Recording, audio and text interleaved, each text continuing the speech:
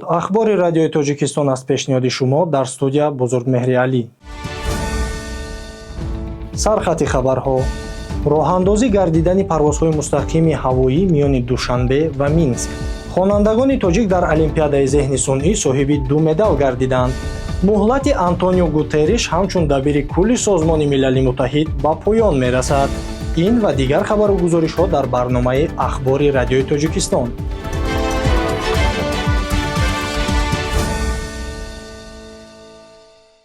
тоҷикистон дар ҷаласаи 16-уми шӯрои иттилоотонӣ дар соҳаи нақлиёти кишварҳои иттиҳоди давлатҳои мустақил лоиҳаи харитаи роҳро оид ба рақамикунонии долонҳои асосию нақлиёти мултимодалӣ муаррифӣ кард. тибқи иттилои вазорати нақлиёти ҷумҳурии тоҷикистон дар ҷаласа масъалаҳои рушди инфрасохтор, долонҳои байналмилалии нақлиётӣ то соли 2030 баррасӣ шуданд. лоиҳаи харитаи роҳ минбаъд барои тасдиқ ба шӯрои иқтисодии иттиҳоди давлатҳои мустақил пешниҳод мешавад. байни душанбе ва минск парвозҳои мустақими ҳавоӣ оғоз мегарданд. тавре аз агентии авиатсияи граждании назди ҳукумати ҷумҳурии тоҷикистон иттилоъ доданд, шуруъ аз 29 августи соли ҷорӣ ширкати миллии ҳавопаймоии Somon Air парвозҳои мунтазами мустақимро ҳафтаи 1 маротиба рӯзҳои шанбе дар масири душанбе минск душанбе бо ҳавопаймои нави Boeing 737-8 Max оғоз менамояд. ба иттилои масъулин, оғози парвозҳои мустақим дар масири душанбе минск душанбе ба таҳкими робитаҳои нақлиётии ҳавоӣ байни ҷумҳурии Тоҷикистон ва ҷумҳурии Беларус мусоидат мекунад.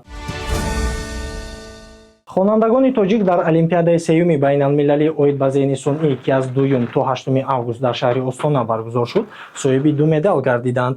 طبق اطلاع مرکز مطبوعاتی وزارت معارف و علم جمهوری تاجیکستان، در المپیادا بیش از 500 خواننده از 106 کشور اشتراک کردند.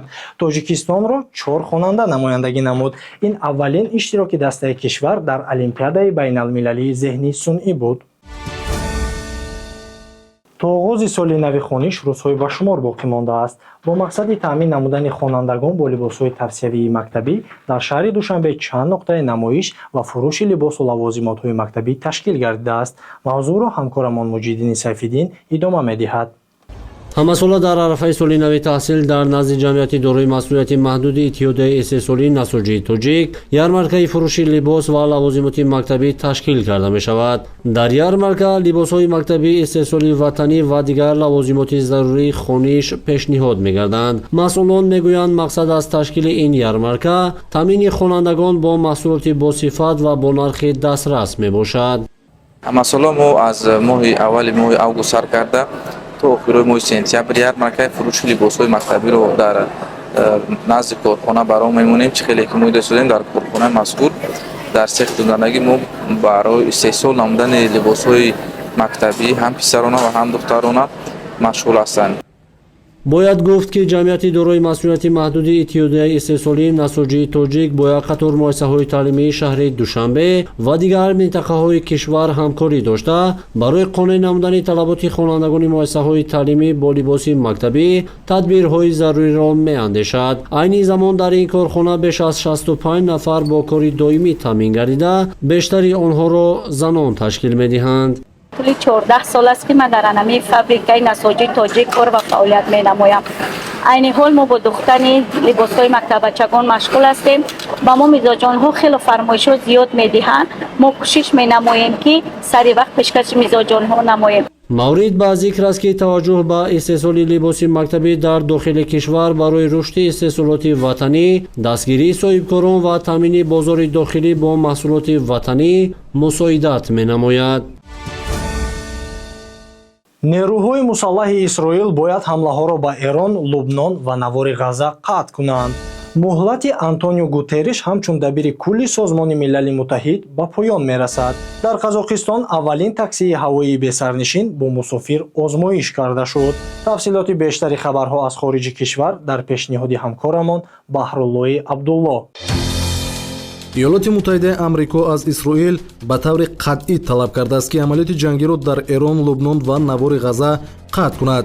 طبق гузориши расонаҳо, сарвазири Исроил Беньямин Нетаньяҳу дар ҷаласаи кабина ҳамаи талабҳои амрикоро рад карда гуфтааст ки то он даме ки Ҳамос пурра силоҳ наспорад, аз навори Ғаза ақимнишинӣ нахоҳад кард. муҳлати Антонио Гутерриш ҳамчун дабири кулли Созмони Милали Муттаҳид ба поён мерасад. ӯ охири ҳамин сол аз мақоми худ дар ин созмон расман истеъфо медиҳад. Антонио Гутерриш тӯли 10 сол аст ки дар мақоми дабири кулли Созмони Милали Муттаҳид қарор дорад. Ба иттилоъи расонаҳои хабарии ҷаҳонӣ эҳтимол аст ки президенти собиқи Чили Мишел Бачелет роҳбари нави Созмони Милали Муттаҳид интихоб гардад. дабири кулли нави Созмони Милали Муттаҳид 1 январи соли 2027 расман ба кор шурӯъ мекунад. дар Қазоқистон аввалин таксии ҳавоӣ бесарнишин бо мусофир озмоиш карда шуд. ҳавопаймои барқии истеҳсолии парвоз ва фуруд барои интиқоли 2 мусофир пешбинӣ шудааст. суръати максималии он 130 км/соат ва масофаи парвоз то 35 км аст. дар аввал мақомот роҳандозии масирҳои намоишӣ ва сайёҳиро ки аз 5 то 30 дақиқа дар болои ёдгориҳои табиӣ, фарҳангӣ ва таърихии Қазоқистон давом мекунанд, баррасӣ намудааст. дар ниҳоят ҳавопаймоҳои мусофирбари бесарнишин метавонанд қисми инфраструктураи нақлиётии кишвар гарданд. тӯфони Делфин ҳаракати ҳавоиро дар Чин халалдор кардааст. аллакай дар 2 фурудгоҳи бузургтарини Шанхай беш аз 720 парвоз қатъ карда шуд. ба иттилоъи расонаҳои хабарии маҳаллӣ дар робита ба вазъи номусоидии обу ҳаво хатари сурх эълон гардида, беш аз 1 миллион нафар аз минтақаҳои хавфнок ба ҷойҳои дигар кӯчонида шуданд. Делфин чорумин тӯфонест ки имсол ба Чин ворид шуд. анҷоми барномаи ахбори Радиои Тоҷикистон.